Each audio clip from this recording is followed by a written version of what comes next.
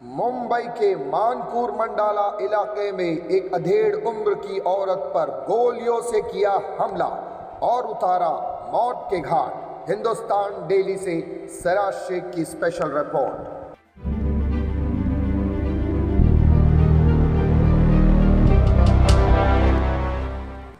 अस्सलामुअलैकुम नाजरीन, मैं हूं सिराज शेख और आप देख रहे हैं हिंदुस्तान डेली की स्पेशल रिपोर्ट। नाजरीन, मुंबई मंडाला मानपुर के करीब का एक इलाका है जहां पर 29 तारीख के दिन शाम 6:30 बजे के करीब दो लोगों ने दिन दहाड़े एक अधेड़ उम्र की खातून पर तेज़ धार तलवार से हमला किया और बाद में उन पर गोलियां चलाई और उसी समय उसी वक्त उस औरत की जान जा चुकी थी। मौन आनन फानन में इलाके के लोगों ने उस औरत को अस्पताल मुंतकिल ज़रूर किया था, लेकिन जाते जाते डॉक्टरों ने उन्हें मुर्दा घोषित कर दिया था।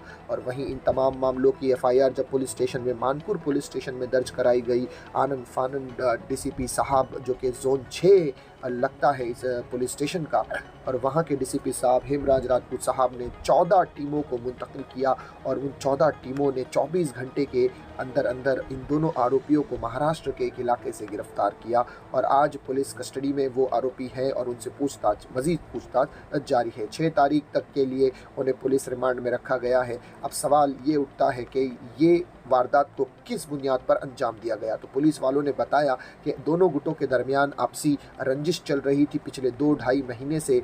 औरतों के दरमियान जो उस दोनों गुटों की जो औरतें हैं, उन दोनों औरतों के दरमियान काफ़ी लंबे समय से झगड़े चल रहे थे और उन तमाम झगड़ों को देखते हुए पुलिस ने दोनों गुटों के खिलाफ एफआईआर दर्ज कराई थी। जो 2 आरोपी गिरफ्तार किए गए हैं, जो कि मुख्य आरोपी है, अहम जिनका रोल है इस वारदात को अंजाम देने में, सोनू सिंह जो कि पिता है और वहीं आतिश सिंह उनके बेटे हैं, जिनके ऊपर पहले से ही 307 का एक मामला दर्ज है और पोस्को जैसा एक मामला इन पर दर्ज है। और इन्हीं तमाम चीज़ों को देखते हुए पहले भी इन्हें तड़ीपार किया जा चुका था, उसके बावजूद इन्होंने इतनी बड़ी वारदात को अंजाम दिया। पुलिस मजीद तफ्तीश कर रही है और इनसे पूछताछ जारी है। तमाम मामलों के ऊपर जोन 6 के डीसीपी साहब हेमराज राजपूत सिंह साहब ने एक प्रेस कॉन्फ्रेंस की थी और उस प्रेस कॉन्फ्रेंस में तमाम सहाफ़ियों को इन पूरे मामलात की तफसील से आगाह किया। इसकी स्पेशल रिपोर्ट देखें नाजरीन आप अपनी स्क्रीन पर। मानखुद में 29 तारीख को एक फायरिंग का मामला सामने आया था। उस सिलसिले में एक महिला की डेथ हुई थी। इसमें मानखुद पुलिस स्टेशन की तरफ से एक मर्डर विथ आर्म्स एक्ट का ऑफेंस रजिस्टर किया गया था। उसमें ज़ोन 6 की तरफ से हमने 14 टीम फॉर्म की थी और इन टीम्स ने मिलके 2 एक्यूज़्ड को आज सुबह 4 बजे अरेस्ट किया है। इस सिलसिले में जो वारदात हुई थी, इसमें 2 फैमिलीज़ का ये डिस्प्यूट था। वो पिछले कुछ दिनों से आपस में उनके झगड़े हो रहे थे, विशेषतः उसमें महिलाओं के झगड़े ज़्यादा हो रहे थे। उसी तरह 29 तारीख को भी एक झगड़ा हुआ जिसमें महिला एक दूसरे से भिड़ी थी। उसके बाद में एक फैमिली से बाप और उसका बेटा, एक सोनू सिंह और उसका लड़का आतिश, ये दोनों ने महिला के ऊपर अटैक किया जिसमें फायर आर्म का यूज़ किया गया था और उसमें महिला की जगह पे डेथ हुई थी। ये जो 2 फैमिलीज़ है, ये फैमिलीज़ का झगड़ा था, मंडाला एरिया से था, जिसमें दोनों फैमिलीज़ के एक दूसरे के ऊपर एनसीज़ और कुछ ऑफेंस भी रजिस्टर किए गए थे, जिसमें रेप विथ पॉक्सो और मोलेस्टेशन विथ पॉक्सो ऐसे भी कुछ ऑफेंस पिछले 2-3 महीने में ऑफेंस रजिस्टर किए गए थे। दोनों के ऊपर प्रिवेंटिव एक्शंस भी पुलिस की तरफ से ली गई थी। इस सिलसिले में जो एक्यूज़्ड है, एक्यूज़ दोनों अभी हिरासत में है, उनकी पुलिस कस्टडी लेके आगे की तहकीकात चालू है। सर, आरोपी जो पकड़े गए, जब एफआईआर दर्ज हुई तो कितना समय लगा था पुलिस को आरोपियों को पकड़ने में?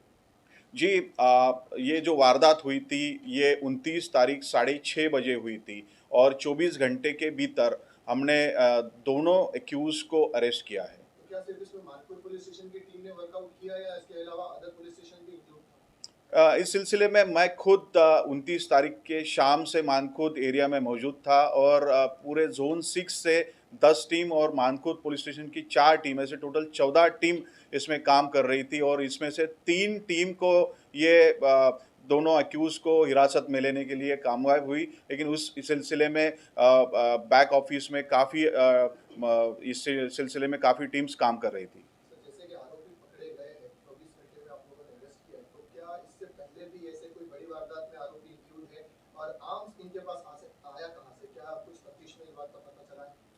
दो एक्यूज में से एक जो एक्यूज है उसका पिछला 307 अटेम्प्ट टू मर्डर का रिकॉर्ड है और कुछ बॉडी ऑफेंसेस है, कुछ इलेक्ट्रिसिटी एक्ट के ऑफेंसेस उसके ऊपर है। इससे पहले भी उसके ऊपर प्रिवेंटिव एक्शन एक्सटर्मेंट तड़ीपारी की गई थी और ये जो आर्म्स यूज़ हुआ है उस सिलसिले में हम पुलिस कस्टडी में उससे तहकीकात करके उसका सोर्स भी जानेंगे।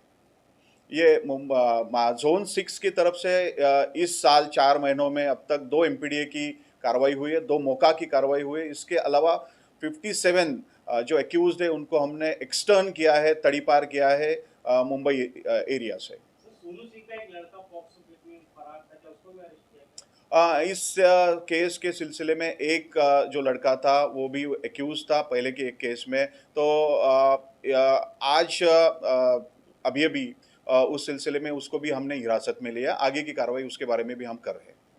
देखा नाजरीन, ये थे डीसीपी साहब हेमराज राजपूत सिंह साहब, जिन्होंने पूरी तफसील के साथ इस मामले पर हमसे गुफ्तगू की और तमाम सहाफ़ियों को इसकी जानकारी दी, इनकी मालूमात दी। उम्मीद करता हूँ नाजरीन ये सेगमेंट आपको पसंद आया होगा। मैं सिराज शेख, हिंदुस्तान डेली से फिर मिलूँगा किसी नई खबर के साथ। तब तक के लिए मुझे दीजिए इजाज़त। खुदा हाफिज़।